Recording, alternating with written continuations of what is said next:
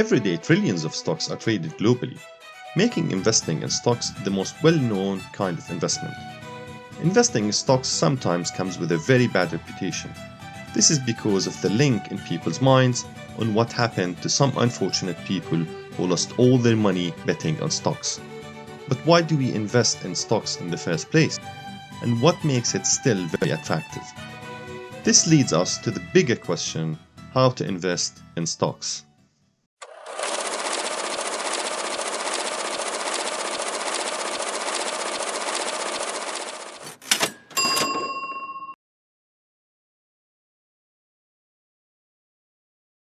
Why invest in shares? To simply answer this question, you invest in shares to make money. Investing in stocks offers two ways of making money. Stock price appreciation: when the company and the economy are doing well, the price goes up and you can sell the stock and make profit. Or you can be paid dividends if the company holds its shares makes profit and decides to distribute these earnings. Some companies, however, decide to keep these earnings to finance its operations as opposed to getting a loan and pay interest. Think of it as a cheap and organic funding. Before we answer the question of how to invest in stocks, we have to find a way to define stocks and to find the logic in investing in stocks. Let's take an example of a new startup company or a business, which naturally start with an idea to create or invent something new or improve on something that already exists. The people behind this idea will try to get enough starting capital to open their business from savings, family, friends, or a small loan from a bank.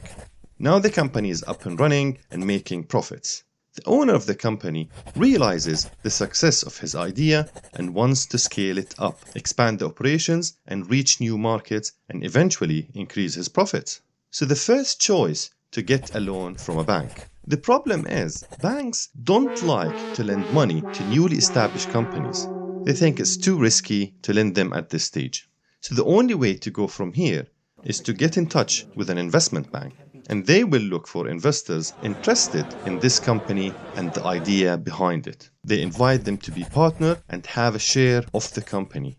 This process is called IPO, Initial Public Offering. Instead of getting a loan, the company increased its capital from the money it got from its new partner, who now have a share or a small piece of the company, a stock. The company goes ahead with the expansion plans and grows to a larger level, and it's no longer a private company, it's now publicly traded. If the new investor or partner, the holder of the share in this case, wants to sell his investment in the company, he simply has to take this share security to the stock exchange, find a broker, and then sell it to the next interested investor. He would have made a profit over his initial investment if the company was successful and, of course, the price increased, or a loss if the company was doing bad. Fortunately, nowadays you don't have to go to the exchange anymore. Instead, you can easily find a broker online and buy and sell shares. Whether you decide to be an investor or a day-to-day trader, make sure to choose your broker carefully and pay attention to the fee and commission structure they charge you. The last thing you want is for your earnings to be eroded with a big fee structure, especially if you decide to trade frequently.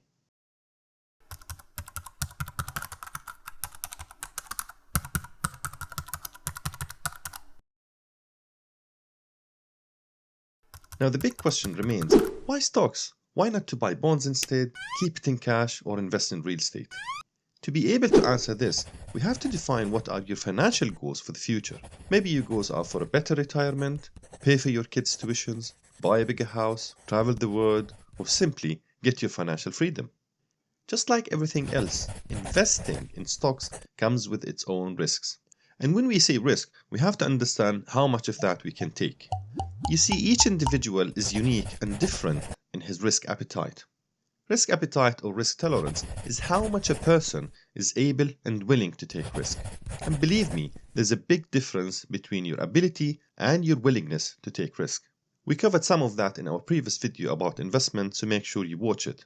We will talk in the future in more details about risks in investment, so make sure to subscribe and turn the notification button for future videos.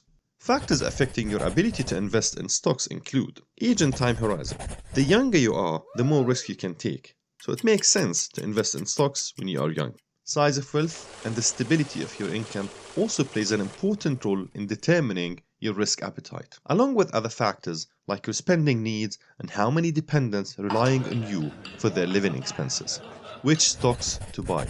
Each stock behaves differently and has its own risk profile. For example, small cap stocks are said to be riskier than big cap companies. Some investors prefer investing in growth stocks as opposed to value stocks, in hopes for higher return, and we all know that high return equals high risk.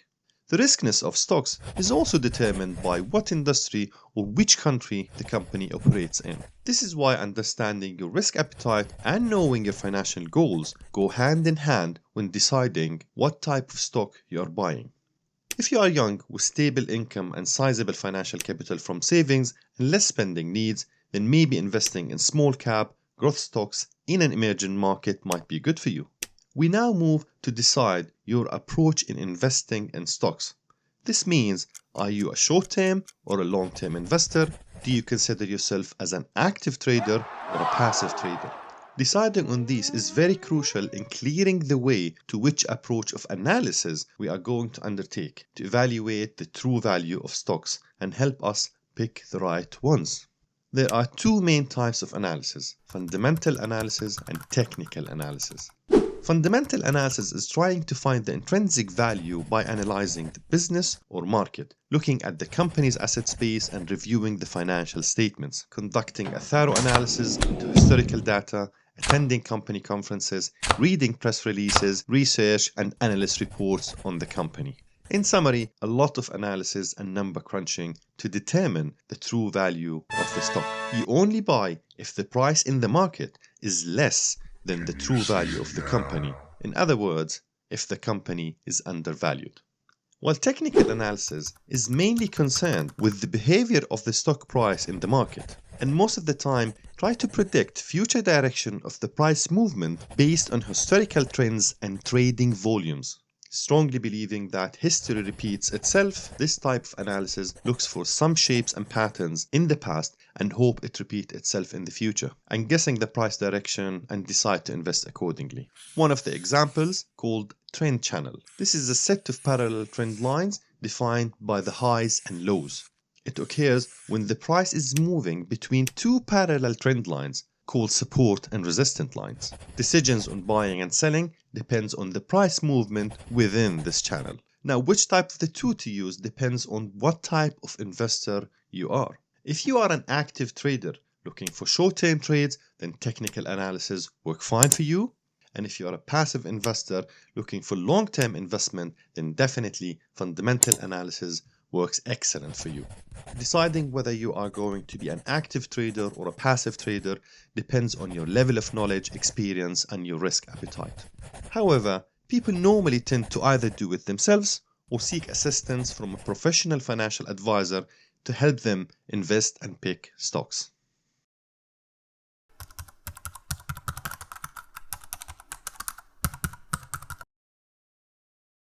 What makes the price of a stock move?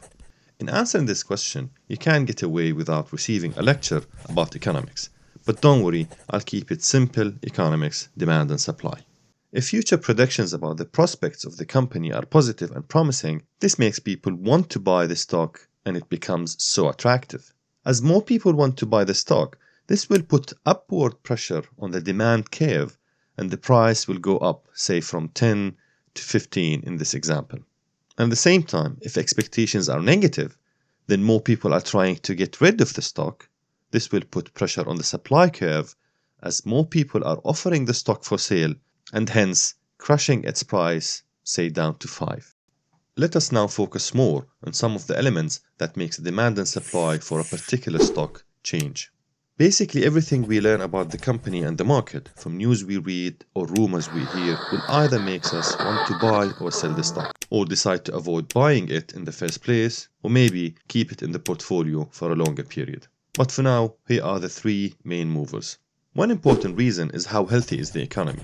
Prosperity in the economy equals more jobs, and more jobs equals more earnings, which leads to more spending, and that means profitability to companies. The second one is industry specifics. For example, News about new taxes on computers will have a negative impact on computer companies and put pressure on its price in the market. The last one is company specifics. Anything related to the company itself will have a direct impact on the demand and supply for the stock in the market. News about earnings, future plans, new products, or news about competition. The type of risk that comes from company specifics can be mitigated by adding more stocks to your portfolio through diversification. This risk is called unsystematic risk, opposed to systematic risk from factors affecting the economy as a whole that can't be diversified away. We shall be talking in more detail in future videos about investing in general and stocks specifically, like the different strategies in investing in stocks or the different types of stocks out there. So if you like this video and would like to see more, please like, share and subscribe to this channel and turn the notification bell. Thanks for watching.